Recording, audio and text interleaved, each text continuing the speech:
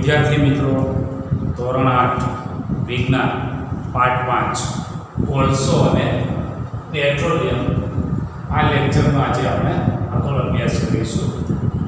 હવે એક મુદ્દો છે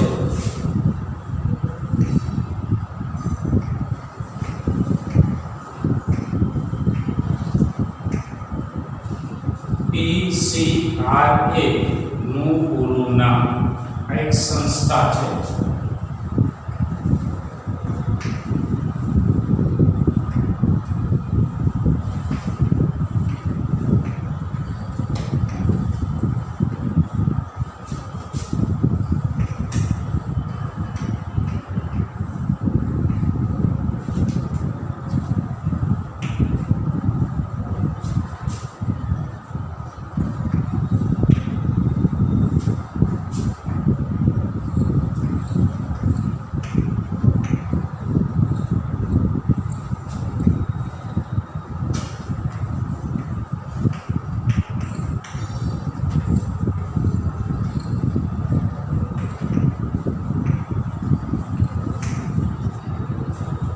PCRA નું પૂરું નામ petroleum conservation and research association. Petrol અને ડીઝલની બચત કરવા માટેનો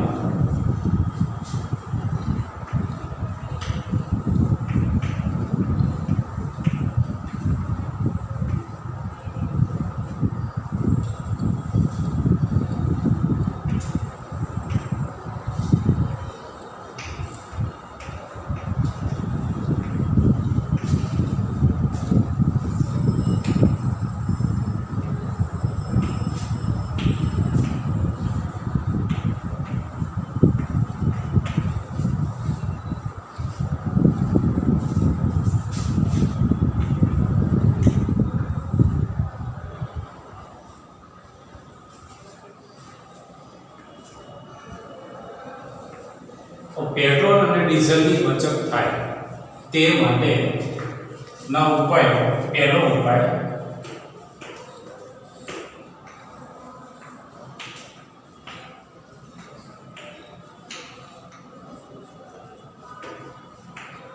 ट्राफिक सिग्नल पासे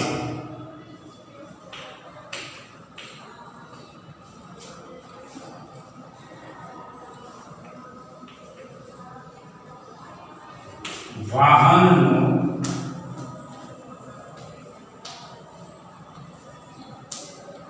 एंजिन बंद राखो।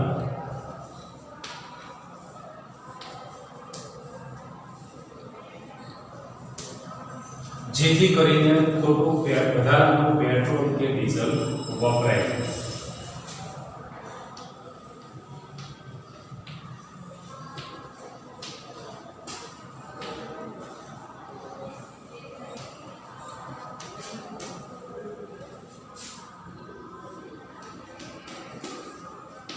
कोईनी राह जोवानी होय त्यारे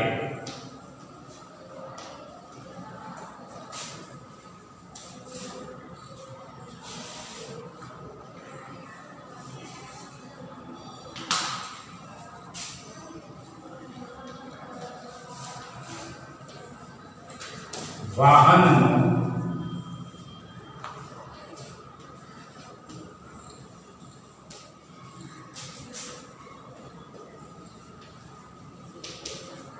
एंजिन बंद राखो।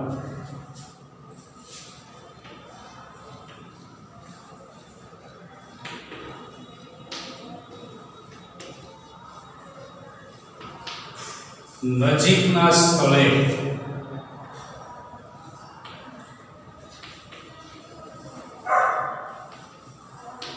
शक्य बने तो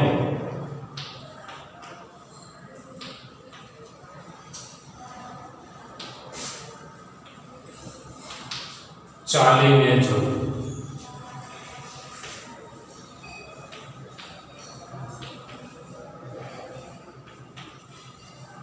एक स्थलेथी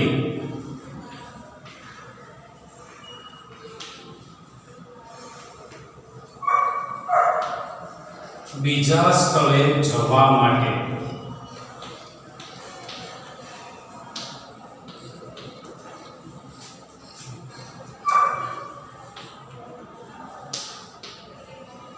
શક્ય બને તો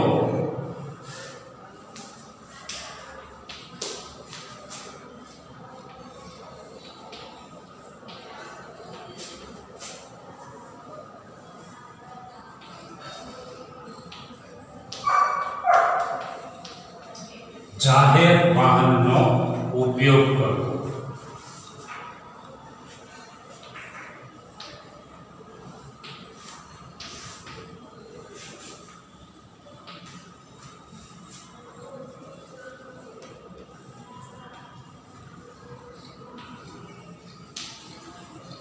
વાહનોના એન્જિનની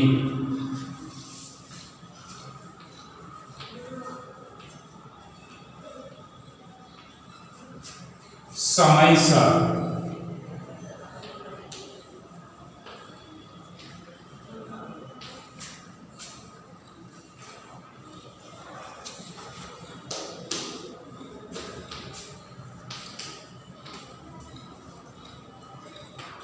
સર્વિસ કરાવવી.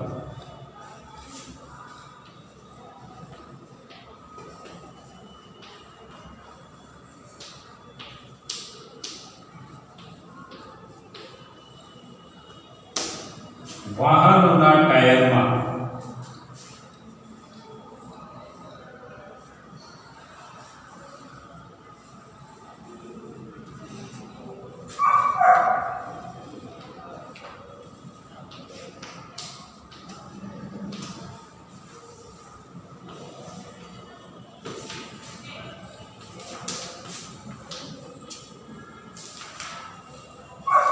હવાનું યોગ્ય પ્રમાણ રાખવું.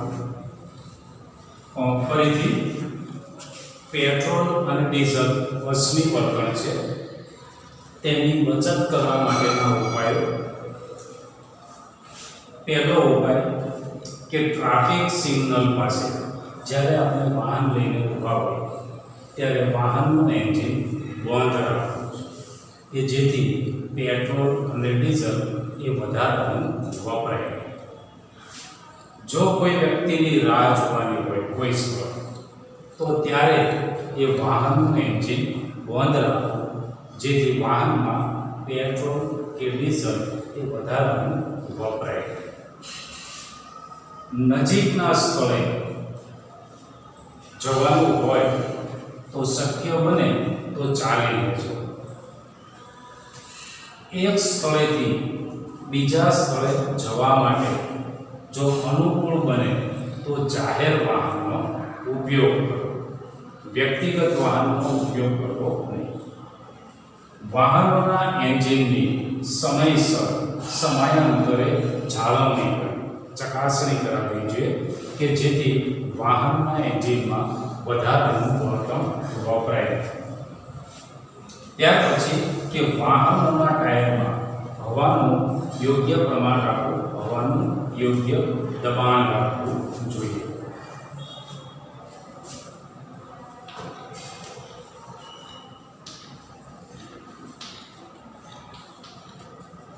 હવાનું યોગ્ય દબાણ રાખવાથી વાહનોમાં બળતણ ઓછું વપરાય છે. વિદ્યાર્થી મિત્રો, આ સાથે આપણો પાઠ પૂરો થાય છે. હવે આપણે સ્વાધ્યાયના પ્રશ્નના જવાબની ચર્ચા કરીએ.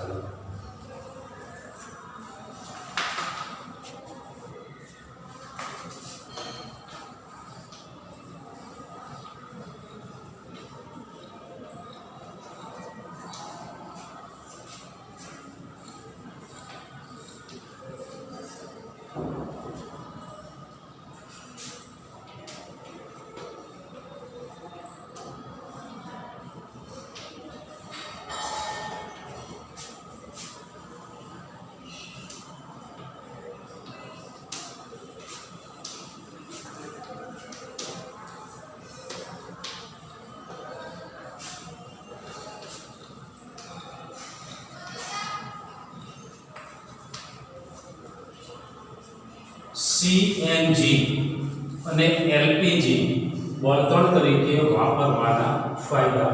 આ સ્વાધ્યાયનો પહેલો પ્રશ્ન છે. તો સીએનજી અને એલપીજી નું બળતણ તરીકે વાપરવાના ફાયદા.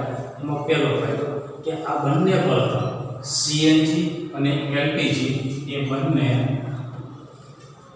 વાયુ બળતણ છે.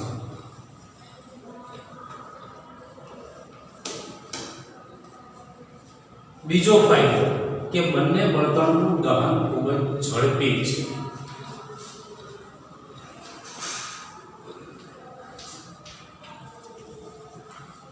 દાખલા તરીકે લાકડા કે કોલસા સળગાવો તો તેને સળગવા માટે થોડો સમય લાગે છે, જ્યારે સીએનજી અને એલપીજી એ તરત જ સળગે છે, એટલે કે તેનું દહન ઝડપી છે.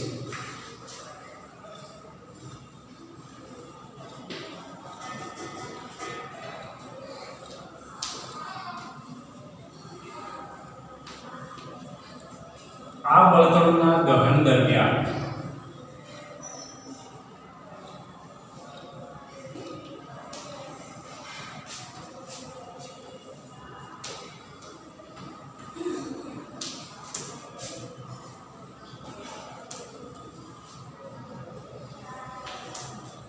પુષ્કળ પ્રમાણમાં ઉષ્મા ઉર્જા ઉત્પન્ન થાય છે અને પ્રાપ્ત ઉષ્મા ઉર્જામાં વધારો કે ઘટાડો કરી શકાય છે. દાખલા તરીકે લાકડા કે કોલસા સળગાવીએ તો તેમાંથી જે ઉષ્મા ઉર્જા મળે છે એ ઉષ્મા ઉર્જામાં આપણે વધારો કે ઘટાડો કરી શકતા નથી. જ્યારે સીએનજી અને એલપીજીનું દહન થતું હોય તો તેના જથ્થામાં વધારો કે ઘટાડો કરી અને મળતી ઉષ્મા ઉર્જા વધારી કે ઘટાડી શકાય છે.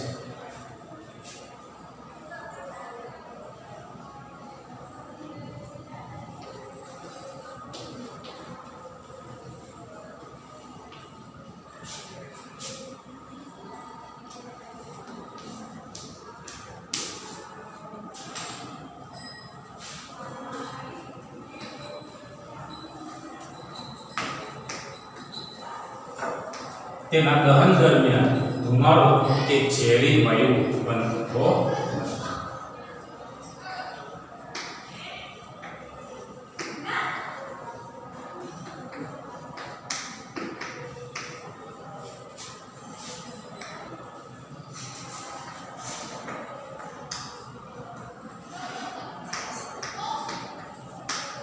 તેના દહનના અંતે કોઈ જ અવશેષ બાકી રહેતો નથી.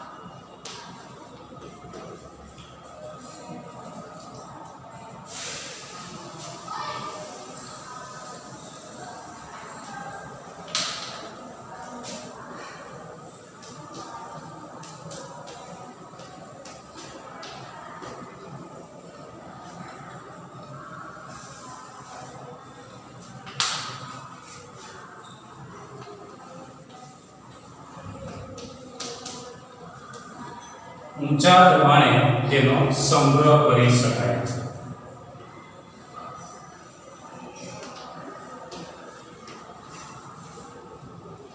તેનું સરળતાથી એક જગ્યાએથી બીજી જગ્યાએ વહન કરી શકાય છે. સીએનજીને પાઇપલાઇન દ્વારા અને એલપીજીને ગેસ સિલિન્ડર દ્વારા એક ઘર સુધી કે ઉદ્યોગો સુધી પહોંચાડી શકાય છે અને આ બંને બળતણ એ સ્વચ્છ બળતણ બને છે. બીજો પ્રશ્ન છે કે રોડ સમતલ કરવા માટે વપરાતી પેટ્રોલિયમ પેદાશનું નામ જણાવો.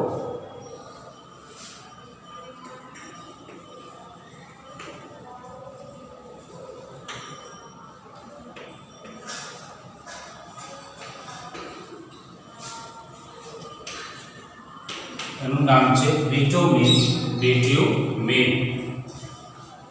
ત્યાર પછીનો પ્રશ્ન છે કે મૃત વનસ્પતિમાંથી કોલસો કઈ રીતે બન્યો તે પ્રક્રિયા વર્ણવો. આ પ્રક્રિયાને કયા નામથી ઓળખવામાં આવે છે? આ પ્રશ્નના જવાબની આપણે ચર્ચા કરીએ.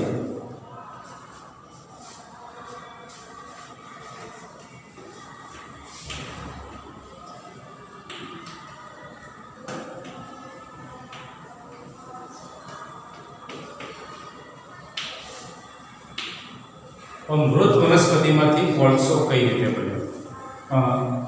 300 મિલિયન વર્ષ પહેલાં પૃથ્વીનો નીચાણવાળો વિસ્તાર એ ભેજવાળો હતો અને તે જંગલથી છવાયો હતો. આ જંગલો એ કોઈ કારણસર એ જમીનમાં દટાઈ ગયા. તેના ઉપર માટીનો થર પથરાયો. આ થરોના દબાણને કારણે એ વૃક્ષો, જંગલો એ જમીનમાં ઊંડે ને ઊંડે જતા રહ્યા. તેનું દબાણ વધતા તાપમાન વધ્યું. તો આ દબાણ, પૃથ્વીના પેટાળની ગરમીને કારણે એ મૃત વનસ્પતિનું કોલસામાં રૂપાંતર. આ મૃત વનસ્પતિનું કોલસામાં રૂપાંતર થવાની જે પ્રક્રિયા છે એ પ્રક્રિયા ધીમી હતી, જેને કહેવાય છે કાર્બોનાઇઝેશન. મૃત વનસ્પતિનું કોલસામાં ધીમા રૂપાંતરની પ્રક્રિયાને કાર્બોનાઇઝેશન કહે છે. ત્યાર પછી પ્રશ્ન 4 છે ખાલી જગ્યા, કે અશ્મિ બળતણ ખાલી જગ્યાઓ હોય છે. અશ્મિ બળતણ કયા કયા હોય છે?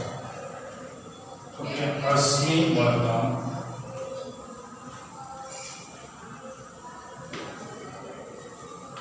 પેટ્રોલિયમ,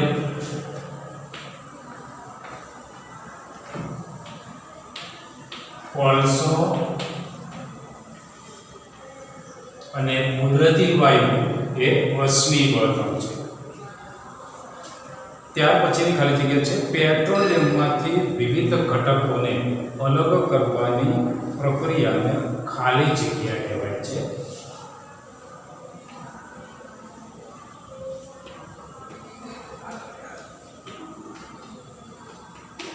તેને પેટ્રોલિયમનું શુદ્ધિકરણ કહેવાય છે.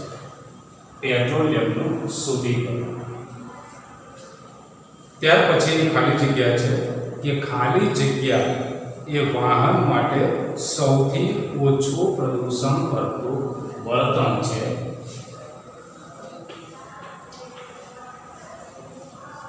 સીએનજી એ વાહનોમાં સૌથી ઓછું પ્રદૂષણ કરતું બળતણ છે. સીએનજી અને એલપીજી એ બંને આવી શકે. પ્રશ્ન 5 છે નીચેના વિધાનો ખરા છે કે ખોટા? પહેલું વિધાન છે કે અશ્મિ બળતણને પ્રયોગશાળામાં બનાવી શકાય. આ વિધાન ખોટું છે. અશ્મિ બળતણ એ પૃથ્વીના પેટાળમાં લાખો વર્ષની પ્રક્રિયાને અંતે બને છે. બીજું વિધાન છે કે સીએનજી એ પેટ્રોલ કરતાં વધારે પ્રદૂષણ કરતું બળતણ છે. આ વિધાન ખોટું છે. સીએનજી એ સૌથી ઓછું પ્રદૂષણ ફેલાવતું બળતણ છે. સીએનજીનું દહન થાય ત્યારે કાર્બન ડાયોક્સાઇડ વાયુ અને પાણીની બાષ્પ આ બે જ પદાર્થો છૂટા પડે છે. જ્યારે પેટ્રોલનું દહન થાય ત્યારે તેમાંથી સલ્ફરના ઓક્સાઇડ, નાઇટ્રોજનના ઓક્સાઇડ, કાર્બન મોનોક્સાઇડ જેવા ઝેરી વાયુઓ ઉત્પન્ન થાય છે. ત્યાર પછી છે કોક એ કાર્બનનું લગભગ સંપૂર્ણ શુદ્ધ સ્વરૂપ છે. કોક, તો આ વિધાન સાચું છે, કારણ કે કોકમાં એ કાર્બનનું પ્રમાણ લગભગ 80 થી 90% જેટલું છે. ત્યાર પછી છે કોલ્ટા એ વિવિધ પદાર્થોનું મિશ્રણ છે. આ વિધાન પણ સાચું છે. આપણે આગળ શીખી ગયા કે કોલટામાંથી ઉપયોગી એવા ઘણા જ પદાર્થો મેળવવામાં આવે છે. ત્યાર પછી છે કેરોસીન અશ્મિ બળતણ નથી. આ વિધાન ખોટું છે. કેરોસીન એ અશ્મિ બળતણ છે, કારણ કે પેટ્રોલિયમનું શુદ્ધિકરણ કરી અને તેમાંથી જ કેરોસીન મેળવવામાં આવે છે. પેટ્રોલિયમ એ અશ્મિ બળતણ છે, માટે કેરોસીન પણ અશ્મિ બળતણ છે. ત્યાર પછી પ્રશ્ન 6 છે, અશ્મિ બળતણ પુનઃ અપ્રાપ્ય કુદરતી સંસાધન છે. તો અશ્મિ બળતણ કયા કયા? પેટ્રોલિયમ, કુદરતી વાયુ, ખનિજ કોલસો એ અશ્મિ બળતણ છે. હવે આ અશ્મિ બળતણ એ પ્રાણીઓ અને વનસ્પતિના મૃતદેહોના અવશેષોમાંથી નિર્માણ પામેલા છે. હવે આ અશ્મિ બળતણને નિર્માણ પામવા માટે લાખો વર્ષ લાગ્યા છે. એટલે કે લાખો વર્ષની પ્રક્રિયાને અંતે એ અશ્મિ બળતણનું નિર્માણ થયું છે. વળી પૃથ્વીના પેટાળમાં આ અશ્મિ બળતણનો જથ્થો મર્યાદિત છે. તેથી અશ્મિ બળતણનો ઉપયોગ કરવામાં આવે તો તેનો જથ્થો ખૂટતો જાય અને ભવિષ્યમાં તેનું પ્રમાણ ઓછું થઈ શકે. ઉપયોગ કરવા માટે એ પૂરતા પ્રમાણમાં પ્રાપ્ત થઈ શકે નહીં. આથી કહી શકાય કે અશ્મિ બળતણ એ પુનઃ અપ્રાપ્ય કુદરતી સંસાધન છે. ત્યાર પછી છે ક્વાર્કના લક્ષણો અને ઉપયોગો.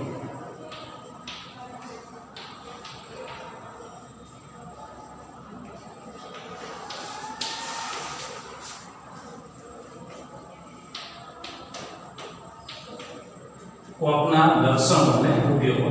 લક્ષણોમાં ક્વાર્ક એ સખત પદાર્થ છે, છિદ્રાળો પદાર્થ છે, કાળો પદાર્થ છે અને તેમાં કાર્બનનું પ્રમાણ વિશેષ છે. ફરીથી ક્વાર્કના લક્ષણો સખત પદાર્થ છે, છિદ્રાળો પદાર્થ છે, કાળા રંગનો પદાર્થ છે અને તેમાં કાર્બનનું પ્રમાણ વિશેષ છે. હવે ક્વાર્કનો ઉપયોગ એ સ્ટીલના ઉત્પાદનમાં અને ધાતુના નિષ્કર્ષણમાં થાય છે. ત્યાર પછીનો પ્રશ્ન છે પેટ્રોલિયમની બનાવટ પ્રક્રિયા વર્ણવો. આપણે આગળ ચર્ચા કરી હતી, ફરી એક વખત ચર્ચા કરીએ કે પેટ્રોલિયમનું નિર્માણ. હવે પેટ્રોલિયમનું નિર્માણ એ દરિયાઈ પ્રાણીઓમાંથી થયેલું છે કે લાખો વર્ષ પહેલાં દરિયાઈ પ્રાણીઓ એ મૃત્યુ પામતા તેમના મૃતદેહો એ સમુદ્રના તળિયે એકઠા થયા. તેમના ઉપર માટી અને કાદવ કીચડનો થર જમા. આ થર એ જમા થતાં તેના ઉપર દબાણ વધ્યું અને તે જમીનમાં ઊંડે ને ઊંડે જતા. થરોના દબાણ, પૃથ્વીના પેટાળની ગરમી, હવાની ગેરહાજરીને કારણે એ પ્રાણીઓના મૃતદેહોના અવશેષનું પેટ્રોલિયમમાં રૂપાંતર થયું. ત્યાર પછીનો પ્રશ્ન પેટ્રોલિયમના બનાવટની પ્રક્રિયા એ પૂર્ણ થઈ ગઈ. વિદ્યાર્થી મિત્રો, તો ગૃહ કાર્યમાં તમારે આ પાઠનું સ્વાધ્યાય લખવાનું છે, જે હું બોર્ડ પર તમને લખી આપું છું.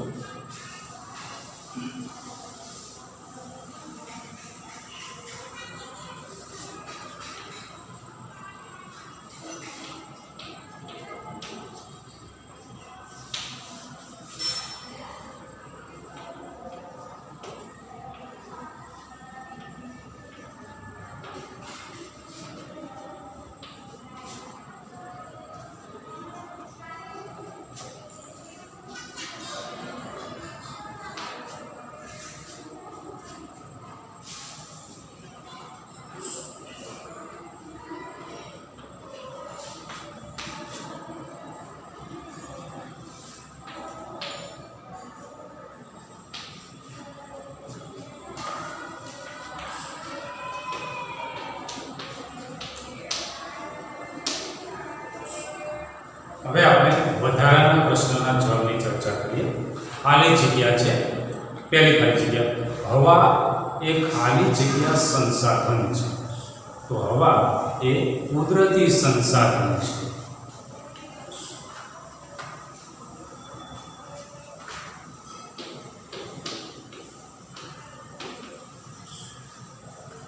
ત્યાર પછીની ખાલી જગ્યા છે કોલસો અને કુદરતી વાયુ. ખાલી જગ્યા બળતણ છે. કોલસો અને કુદરતી વાયુ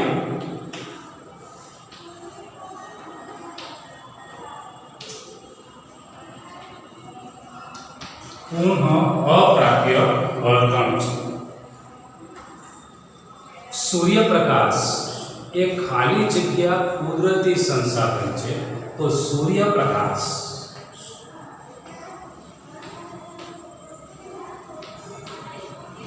એ પુનઃ પ્રાપ્ય કુદરતી સંસાધન છે. જંગલો અને વન્યજીવો એ ખાલી જગ્યા કુદરતી સંસાધનો છે. તો જંગલો અને વન્યજીવો એ પુનઃ અપ્રાપ્ય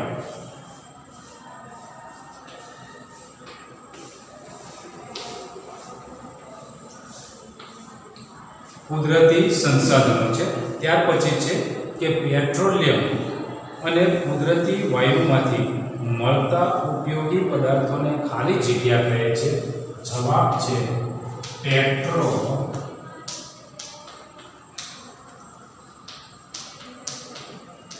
કેમિકલ્સ. ત્યાર પછી છે કે પેટ્રોલિયમના બહોળા વ્યાપારિક મહત્વને લીધે તેને ખાલી જગ્યા કહે છે. જવાબ છે કાળું સોનું. તો આ પરથી એક કારણની આપણે ચર્ચા કરી કે પેટ્રોલિયમને કાળું સોનું કહેવાય છે. વૈજ્ઞાનિક કારણ આપી સમજાવો. તો પેટ્રોલિયમ એ વિવિધ ઉપયોગી પદાર્થોનું મિશ્રણ છે. પેટ્રોલિયમ એ વિવિધ ઉપયોગી પદાર્થોનું મિશ્રણ છે. પેટ્રોલિયમમાંથી જે વિવિધ ઘટકો મળે છે એ વિવિધ ઘટકો એ ખૂબ જ ઉપયોગી છે. હવે તે ઘટકોનો ઉપયોગ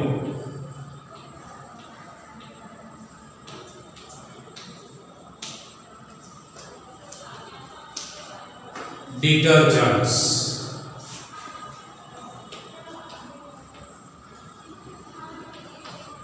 કૃત્રિમ રેસાઓ કે એક્રેલિક, નાયલોન, જેરીલિન એ બધા જે કૃત્રિમ રેસાઓ છે એ કૃત્રિમ રેસાઓને બનાવવામાં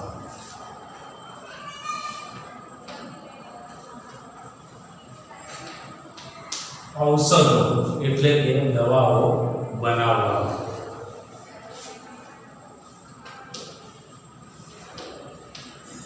યંત્રોમાં ઊંજણ તરીકે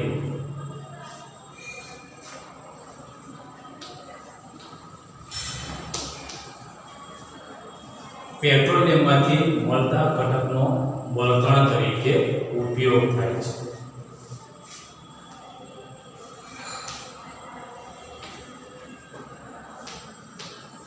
રોડ રસ્તા સમતલ કરવા માટે પણ એ પેટ્રોલિયમમાંથી મળતા ઘટકનો ઉપયોગ થાય છે.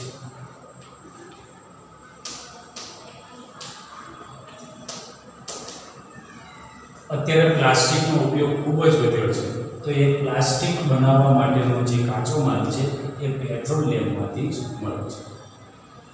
આમ એ પેટ્રોલિયમમાંથી મળતા જે ઘટકો છે એ ઘટકોનો એ ખૂબ જ બહોળા પ્રમાણમાં ઉપયોગ થાય છે. અને આ ઘટકો એ સોના જેટલા જ કિંમતી છે અને સોના જેટલા જ ઉપયોગી છે. માટે પેટ્રોલિયમને કાળું સોનું કહે છે. કારણની ચર્ચા ફરી એક વખત કે પેટ્રોલિયમને કાળું સોનું કહેવાય છે કારણ કે પેટ્રોલિયમ એ વિવિધ ઘટકોનું મિશ્રણ છે. પેટ્રોલિયમમાંથી મળતા વિવિધ પદાર્થોનો ઉપયોગ ડિટર્જન્ટ્સ બનાવવા માટે, કૃત્રિમ રેસાઓ બનાવવા માટે, ઔષધો બનાવવા માટે, યંત્રોમાં મૂંઝણ તરીકે, પ્લાસ્ટિકની બનાવટમાં, રોડ રસ્તા સમતલ કરવા માટે અને વાહનો તેમજ ઉદ્યોગોમાં બળતણ તરીકે ઉપયોગી છે.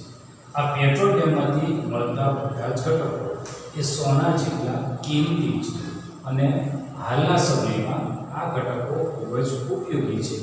માટે પેટ્રોલિયમને કાળું સોનું કહે છે. આ એક કારણના જવાબની ચર્ચા થઈ ગઈ. વિદ્યાર્થી ગૃહ કાર્યમાં આ કારણ લખી આપીશ પછી. ત્યાર પછીનો પ્રશ્ન છે કે દુનિયામાં તેલનો સૌ પ્રથમ કૂવો ક્યાં ખોદવામાં આવ્યો હતો? અમેરિકાના પેન્સિલ્વેનિયા નામના સ્થળે ખોદવામાં આવ્યો. ત્યાર પછીનો પ્રશ્ન છે, પેટ્રોલિયમનો ઘટક ખાલી જગ્યા જેટ પ્લેનના બળતણ તરીકે વપરાય છે. અતિ શુદ્ધ કેરોસીન કોલસામાંથી કોક બનાવવાની પ્રક્રિયા દરમિયાન આર પેદાશ તરીકે કોલ ગેસ મળે છે.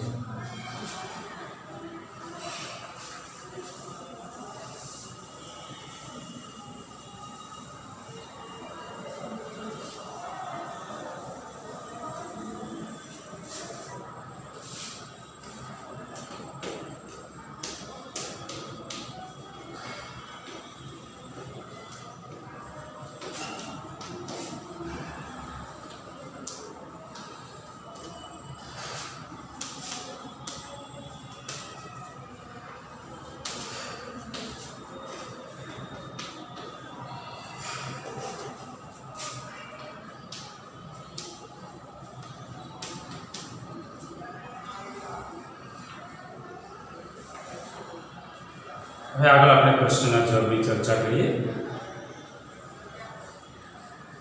પુનઃપ્રાપ્ય કુદરતી સંસાધનનું નામ જણાવો. પુનઃપ્રાપ્ય કુદરતી સંસાધન હવા અને સૂર્યપ્રકાશ. સજીવોના મૃતદેહોના અવશેષમાંથી બનેલા બળતણને શું કહેવાય? અશ્મિ બળતણ. કોલસાનું કયું ઉત્પાદન ધાતુના નિષ્કર્ષણમાં વપરાય? કોક. ફૂદા અને જીવાતને દૂર રાખવા માટે વપરાતી ડામરની ગોળી એ શામાંથી બને છે?